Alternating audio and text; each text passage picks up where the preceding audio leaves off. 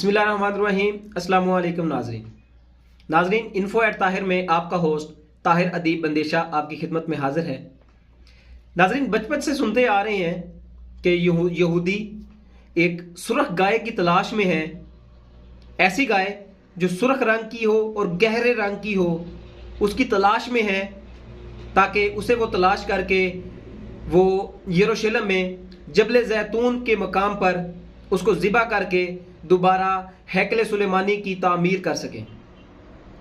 वही जबल जैतून जो फ़लस्तीन में मौजूद है, उसी मकाम पर वो इसको ज़िबा करके सुर्ख गाय को वो अपने मकासद में कामयाब हो सकें और मस्जिद अक्सा को शहीद करके और उसी से मुंसलिक जो मेंबर है, जो महराब है, उसको शहीद करके वहाँ पर वो अपना हैकल सुलेमानी तामीर कर सकें। इसी मकासद में वो कहाँ तक कामयाब हुए हैं और उनकी भाग दौड़ अभी कहाँ तक पहुँची है, उसी हवाले से आज हम बात करने जा रहे हैं। कुरान मजीद में सूरत अल बकरा में अल्लाह ताला ने बयान फरमाया है। अल्लाह ताला फरमाते हैं, अगर आप लोगों ने कुरान मजीद को बातर्जुमा बातफसीर पढ़ा हो तो आप लोग बाखूबी जानते होंगे। सूरत अल बकरा की आयत नंबर 67 टू 70, 67 से 70 नंबर और 71 नंबर आयत इसी गाय के वाक़या से मुंसलिक है। इसी वजह से इसको सूरत अल बकरा को बकरा का नाम दिया गया।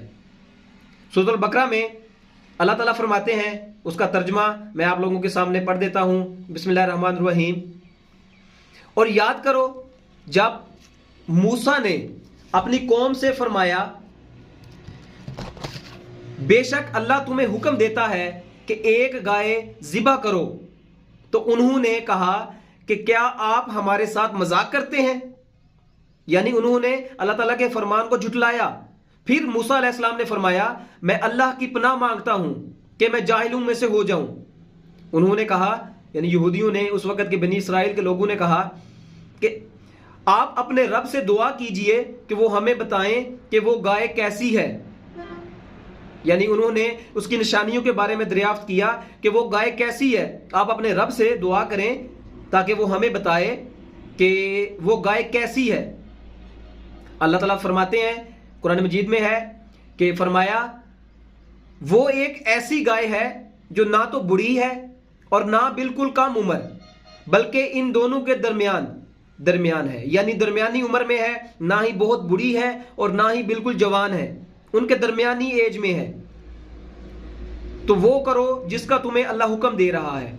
इन्होंने कहा, आप अपने रब से दुआ कीजिए वो हमें बता दे इसका रंग कैसा है, यानी किस रंग की गाय है जो हमने ज़िबा करनी है। तो फरमाया कि अल्लाह ताला फरमाते हैं कि वो पीले रंग की गाय है जिसका रंग बहुत गहरा है और वो गाय देखने वालों को खुशी देती है। यानी यहाँ तक उन्होंने अपनी निशानियाँ, गाय की निशानियाँ अल्लाह ताला की हुक्म से हज़रत मूसा अलैहिस्सलाम ने अपनी कौम को बताई ताकि वो गाय को ज़िबा करके अल्लाह ताला का हुक्म बजा लाएं। उन्होंने कहा, आप अपने रब से दुआ कीजिए कि वो हमारे लिए वाज़े तौर पर बयान कर दे कि वो गाय कैसी है, क्योंकि बेशक गाय हम पर मुतशब्बा हो गई है और अगर अल्लाह ने चाहा तो हम यकीनन हक की राह पा लेंगे। यानी उन्होंने निशानियां मजीद इसको एक्सपोज करने का कहा कि मजीद खोल खोल के बयान करें कि वो गाय कैसी है जिसको हमने ज़िबा करना है और वो किस रंग की होगी, किस नस्ल की होगी और उसकी उम्र क्या होगी। तो इसको मजीद अल्लाह ताला ने कुरान में फरमाया है कि जब मूसा अलैहिस्सलाम ने उनको निशानियां बयान की तो फिर मूसा अलैहिस्सलाम ने फरमाया कि अल्लाह ताला फरमाते हैं, वो एक ऐसी गाय है जिससे ये खिदमत नहीं ली जाती कि वो जमीन में हल चलाए और ना वो खेती को पानी देती है, बिल्कुल बेऐब है, इसमें कोई दाग नहीं। ये सुनकर इन्होंने कहा, अब आप बिल्कुल सही बात लाए हैं। फिर इन्होंने गाय को ज़िबा किया, हालांकि वो ज़िबा करते महसूस नहीं होते थे। इसका जिक्र हम आगे जाके करते हैं, यहां तक इसको क्लोज करते हैं कि ये सुनकर इन्होंने कहा, अब आप बिल्कुल सही बात लाए हैं। और उसके बाद उन्होंने गाय की तलाश शुरू कर दी कि वो गाय को तलाश करें, इस रंग को जो अल्लाह ताला ने निशानियां उसकी बयान की हैं, उस रंग की गाय को तलाश किया जाए और उसको ज़िबा किया जाए और अल्लाह ताला का हुक्म बजा लाया जाए। उन्होंने अतराफ में देखा तो अतराफ में उस कलर की, उस क्वालिटीज की जस्ट वन एक गाय वहां पे मौजूद थी, और वो एक गरीब और साले इंसान की थी, एक अल्लाह ताला के बाबरकत बंदे की थी, जिसने अपने बेटे, जो उसका बहुत कम उम्र बच्चा था, उसके हवाले की। और उस गाय का जो बच्चा था, छोटा सा बच्चा था, उसमें ये सारी क्वालिटीज पाई जाती थी। उस साले बंदे ने, अल्लाह के बंदे ने उसकी गर्दन पर स्टैंप लगाई। स्टैंप लगाने के बाद उसने ये गाय जंगल में अल्लाह ताला की हिफाजत में छोड़ दी कि अल्लाह ताला इस गाय की हिफाजत करे जब तक मेरा बेटा जवान नहीं हो जाता, और इसकी परवरिश अल्लाह ताला के जिम्मे। जब उसका बेटा बड़ा हुआ, जवान हुआ, तो उसकी वालदा ने उसे बताया कि आपका वालिद एक आपके लिए गाय छोड़ गया है, जाओ जंगल से अल्लाह ताला के हुक्म से उसे पुकारो और वो गाय ले आओ, और वो तुम्हारे लिए हलाल है, तुम्हारे लिए हक में है। तो वो बच्चा जो उस वक़्त जवान हो चुका था, वो जंगल में गया और उसने अल्लाह ताला के हुक्म से गाय को पुकारा और अल्लाह ताला की कसम दी, तो वो गाय दौड़ी आई और उसके पास आ गई। अब वो गाय उसके मालिक तक पहुंच गई। ये मैं वो गाय का वाकया बयान कर रहा हूं कि किस तरीके से वो गाय, इस क्वालिटी की जो एक ही गाय थी, वो किस तरीके से आई। अब वो गाय जो वो घर लेके आया, तो उसकी वालदा ने कहा जाओ इसको जाके मार्केट में, बाजार में बेच आओ। और इसके सिर्फ उसने जो बेचने की जो रकम की, वो सिर्फ 3 दिनार रखी। उसकी वालदा ने कहा कि 3 दिनार लेना और इस गाय को फरोख्त कर देना, और साथ एक शर्त भी रख दी कि जो आपसे खरीदे उसे कहना कि मेरी वालदा की मंजूरी के बगैर मैं ये गाय नहीं बेचूंगा। ऐसा ही हुआ।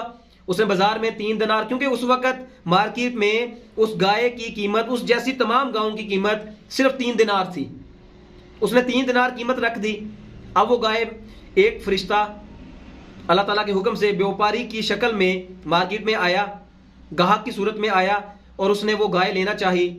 तो वो मांग रहा है 3 दिनार, लेकिन फरिश्ता कह रहा है मैं 6 दिनार देता हूं, लेकिन शर्त एक है, अपनी वालदा से नहीं पूछना, उसकी परमिशन नहीं लेनी। बच्चे ने इनकार कर दिया।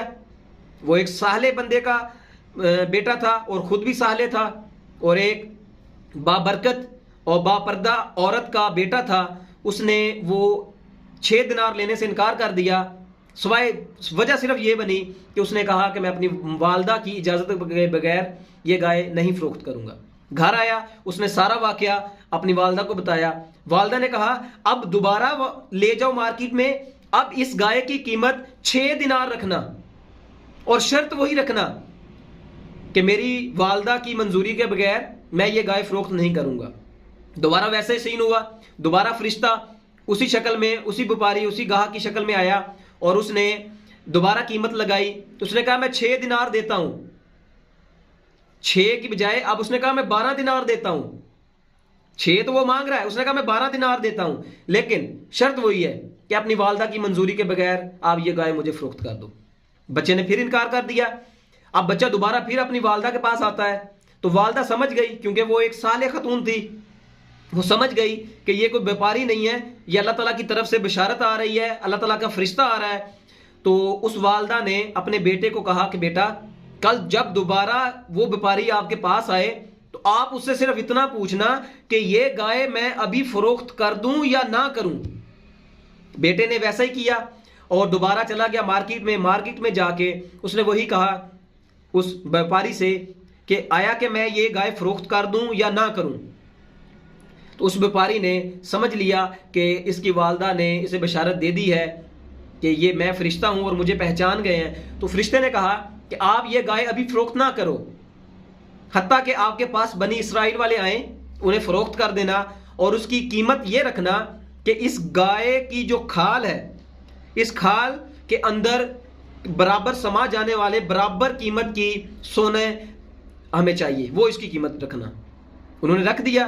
और जब वो बनी इसराइल वाले लेने आए, तो हजरत मूसा कलीमुल्लाह अलैहिस्सलामुल्लाह अलैहा की मंजूरी पर, उनकी जमानत पर वो गाय बनी इसराइल को दे दी गई।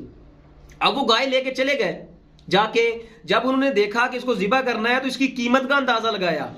उसकी क्वालिटीज का अंदाजा लगाया, उसकी क्वांटिटी जो कीमत थी, प्राइस का अंदाजा लगाया, तो वो चूक गए कि इतनी कीमत की गाय हम कैसे ज़िबा कर दें, हम क्यों ज़िबा करें।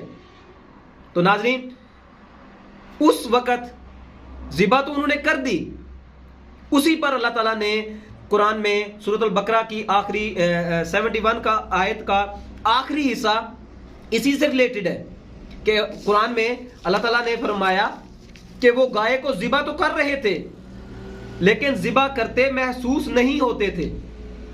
यानी उन्होंने ज़िबा तो की लेकिन ज़िबा करते हुए महसूस नहीं होते थे।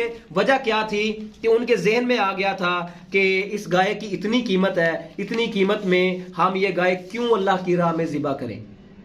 तो नाज़रीन, ये वही गाय जो उसकी जो स्टोरी थी वो आज इस दौर में पहुंच चुकी है कि अब इस खसूसियत की जो गाय है वो तलाश की जा रही थी पिछले कई बरसों से, और इसी खसूसियत में जब तलाश जारी थी तो अमरीकी रियासत है टेक्सास, वो सुर्ख रंग की गायों की परवरिश और उनकी पैदाइश के हवाले से बहुत मशहूर है।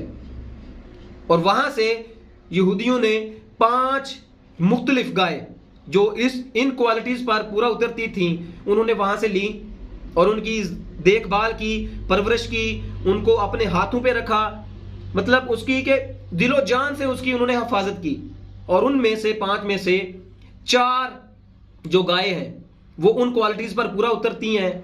और 22 सितंबर 2022 को ये 5 गायें तलाश कर ली गई और 5 गायें तलाश करने के बाद उनमें से 4 को उन्हीं क्वालिटीज पर पूरा उतारा गया और वहां पर देखा गया कि इन 5 में से ये 4 जो हैं ये हमारी रिक्वायरमेंट्स पे फुलफिल करती हैं। तो नाजरीन, अब उनकी लोकेशन जो थी गांव की, अभी उनको फिर फ़लस्तीन लाया गया, उनको वहां पे उनकी लोकेशन को प्राइवेसी में रखा गया, उनके मुआयने होते रहे, उनकी देखभाल होती रही और उनमें से 4 को सिलेक्ट भी कर लिया गया। अब 12 साल पीछे चले जाएं, 2024 है, यहां से 12 साल पीछे चले जाएं 2012 के अंदर, उसके लगभग आगे पीछे कुछ, जबले जैतून पर एक प्लॉट भी यहूदियों ने खरीद लिया। अब वो प्लॉट भी खरीदा जा चुका है। अब उस मकाम पर जो गाय ज़िबा करनी है वो भी तलाश कर ली गई है। अब करने ये क्या चाह रहे हैं, ये जो आज का हमारा जो टॉपिक था, ये मैंने बहुत रिसर्च की कि आया कि ऐसा क्या है कि यहूदी क्यों फ़लस्तीन के पीछे पड़े हैं, क्यों गजा के पीछे पड़े हैं, क्यों मुसलमानों की नस्ल कशी कर रहे हैं। वो मुसलमानों की नस्ल कशी नहीं कर रहे, वो बेसिकली वहां रहने वाले लोगों को वहां से निकाल रहे हैं ताकि हमारे सामने जो मज़ाहमत होनी है उस मज़ाहमत को हम अपने रास्ते से क्लियर कर दें। तो नाजरीन, इसी कड़ी में उन्होंने जबले जैतून पर जो प्लॉट खरीदा है वो उस मुकाम पर अभी वो गाय को ज़िबा करने जा रहे हैं। और गाय की जो उन्होंने डेफिनेटली उन्होंने भी ये पढ़ा हुआ है ना अल्लाह ताला का हुक्म, तो गाय की उम्र बहुत ज्यादा होने से पहले यानी 3 साल से पहले वो इसको ज़िबा कर देंगे। और रिसेंटली जो हमारी सोच कहती है कि वो बहुत जल्द इस गाय को ज़िबा करने वाले हैं और वो ज़िबा करके खुद को पाक करेंगे। खुद को पाक करने के बाद वो मस्जिद अक्सा की तरफ बढ़ेंगे और हैकले सुलेमानी को तामीर करने का जो फर्स्ट स्टेप है वो इस गाय को ज़िबा करने के फौरन बाद शुरू हो जाएगा। फिर उनका अगला मरहला होगा फ़लस्तीन में मौजूद जो हमारी किबला अव्वल है, बैतुल मुक़द्दस है, मस्जिद अक्सा है, उसको वो शहीद करेंगे। उसको शहीद करने के साथ जो उनका मीनार है, जो गुंबद है, उसको शहीद करेंगे और वहां पे वो अपना हैकल सुलेमानी तामीर करने की कोशिश करेंगे। ये तो होगी उनकी बात। अब इस सारी बात में देखा जाए तो मुसलमान कहां पे खड़े हैं। पिछले कुछ माह से, कुछ सालों से आप देखते आ रहे हैं गजा में क्या हो रहा है। इतनी बमबारी हो रही है, मुसलमानों की नस्ल कशी की जा रही है और 56 countries as a Muslim countries, 56 के मुमालिक इस्लामी मुमालिक हैं, लेकिन जवाब सिर्फ यही आता है कि बस उनकी मजम्मत कर दी जाती है और जहाद तो करना दूर की बात है। हम तो फ़लस्तीन वाले मुसलमानों के इजहार यकजहती के लिए इसराइली जो प्रोडक्ट्स हैं उनका भी बाइकआउट नहीं कर पा रहे। तो नाज़रीन, जहाद तो बहुत दूर की बात रह गई है। आज के लिए शायद अल्लामा इकबाल ने कहा था, ए खासा ने रसुल वक्त दुआ है, उम्मत पे तेरी आन अजब वक्त पड़ा है। वो दीन जो बड़ी शान से निकला था अरब से, आज परदेश में वो गरीब उल गुरबा है। और इसी के लिए अल्लामा इकबाल ने कहा था कि वो दीन जो आका अलैहिस्सलाम आपके अरब से निकला था, बड़ी शहनशाही से निकला था, आज परदेश में आकर वो बेयारो मददगार हो गया है। वजह यह है कि आज के मुसलमानों में जिहाद की कमी, आज के मुसलमानों में जिहाद के जज्बे की कमी, और एक मुसलमान की दूसरे मुसलमान भाई की तकलीफ बर्दाश्त ना करना, उसको महसूस ना करना, ये सबसे बड़ी कमी है। और अल्लाह हमें इस वक़्त से बचाए कि जब वो यहूदी अपने मकासद में कामयाब हो जाए और वो बैतुल मुक़द्दस मस्जिद अक्सा को भी शहीद कर दे। नाज़रीन, मैं उम्मीद करता हूँ कि आज की वीडियो आप लोगों के लिए बहुत इंफॉर्मेटिव होगी। मज़ीद ऐसी वीडियोज़ देखने के लिए हमारे चैनल पे ज़रूर विज़िट करें। info@tahir में आपका होस्ट ताहिर अदीब बंदेशा। तब तक के लिए अल्लाह हाफिज़।